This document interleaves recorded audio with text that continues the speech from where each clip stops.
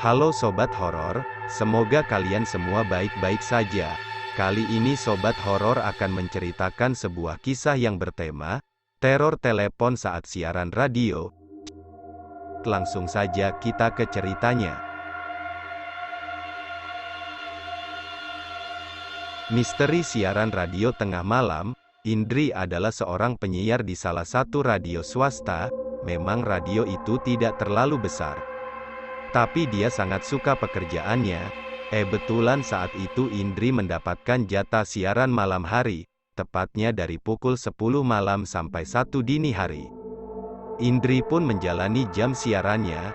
Ternyata ketika siaran di radio itu hanya ada dia dan produser siarannya. Karena lewat jam 11 malam, semua kru radio sudah pulang. Ini tentu saja membuat Indri sedikit merasa tidak nyaman. Tapi dia tetap harus profesional menjalaninya. Sejauh ini dia senang menjalaninya. Sampai saat suatu malam, saat siaran telepon radio itu berdering.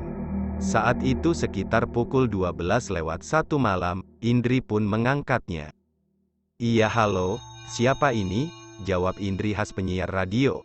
Tetapi suara di seberang hanya terdengar seperti bisikan dan sesekali terdengar suara tawa cekikikan. Indri pun merasa ada yang tidak beres, dan ketika ia ingin menutup teleponnya, terdengar suara menyahut di telepon. Suaranya lirih. "Halo," jawab penelpon. Mendengar nada suara si penelpon, membuat Indri merinding. Tapi dia coba untuk tidak terlihat gugup. "Dengan siapa ini?" "Saya Mira," jawab penelpon. "Oke Mira, tinggal di mana dan mau cerita atau mau request lagu?" Tambah Indri dengan nada sedikit bergetar. "Saya tinggal di Jalan Cipinang Baru nomor 12.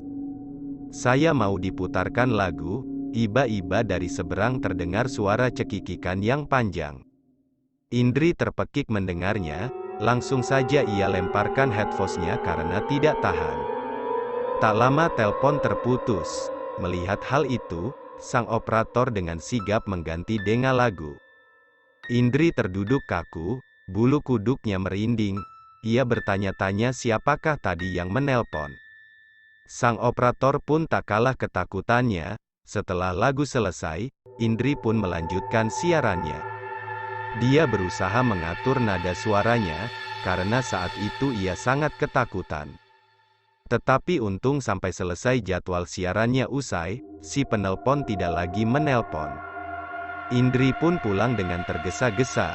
Tetapi baru saja keluar dari parkiran kantor radionya, Indri melihat ada seorang wanita sedang memperhatikannya di seberang jalan yang gelap.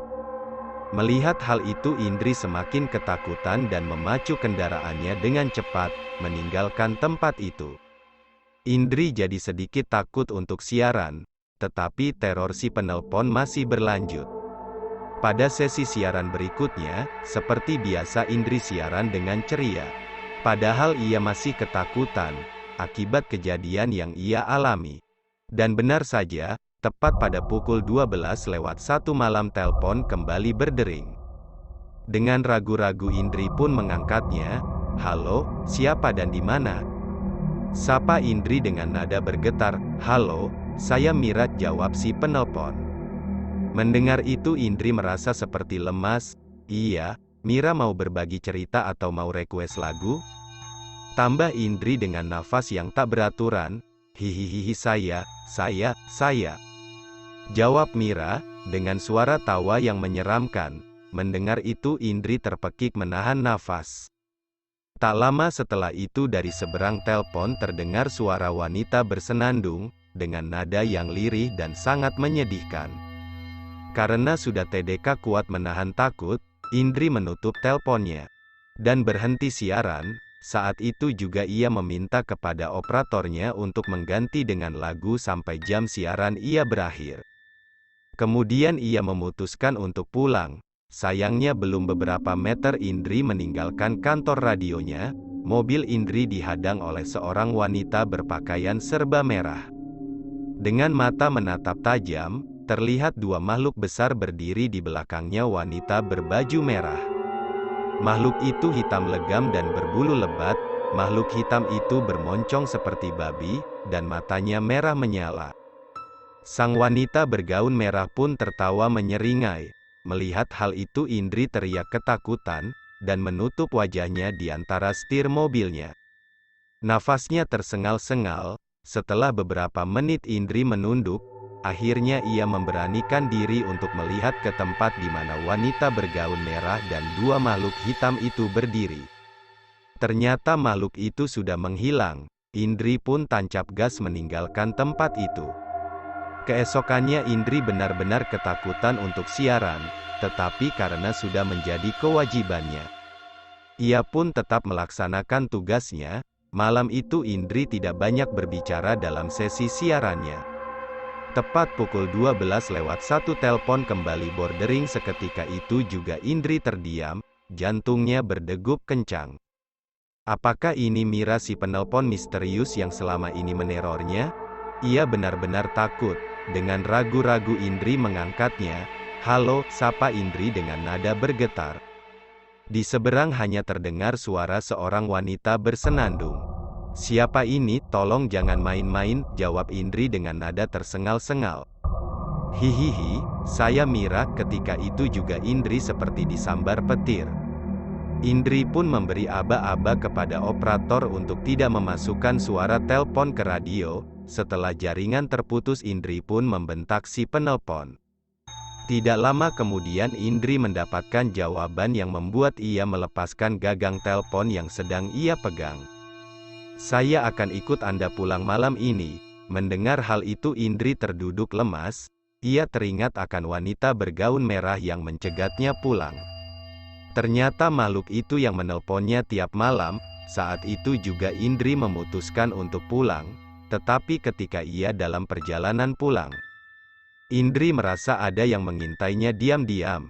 Benar saja begitu ia melihat ke spion mobilnya, ia melihat wanita bergaun merah itu memperhatikannya dari ujung jalan yang gelap. Mata si wanita merah menyala, dan darah segar keluar dari mulutnya. Seketika itu juga wanita bergaun merah itu menunjuk ke arah Indri. Indri benar-benar ketakutan. Seketika itu juga ia memacu mobilnya sangat kencang. Keesokan harinya, Indri membuat surat permohonan berhenti siaran, karena ia sudah tidak tahan diteror oleh wanita berbaju merah itu. Setelah selesai, ia pun datang ke kantor radio tersebut untuk mengantar surat pemberitahuan itu. Ternyata hari itu juga ia mendapat jawaban atas teror yang ia terima selama ini. Menurut seorang OB, wanita bergaun merah itu adalah arwah wanita yang meninggal bunuh diri di salah satu kantor yang masih satu gedung dengan radio tempat Indri siaran. Konon wanita itu dihamili bosnya sendiri, dan ketika bunuh diri, ia melompat dari atap gedung mengenakan gaun merah hadiah bosnya. Wanita itu bernama Mira, dan ia melompat dari atap sekitar pukul 12:01 malam. Kini Indri tahu mengapa ia selalu ditelepon pukul 12:01. Seketika itu juga Indri bergidik ketakutan. Ia merasa bahwa keputusannya berhenti dari radio itu adalah keputusan yang tepat. Seperti itulah kisah horor yang dialami oleh Indri sang penyiar radio.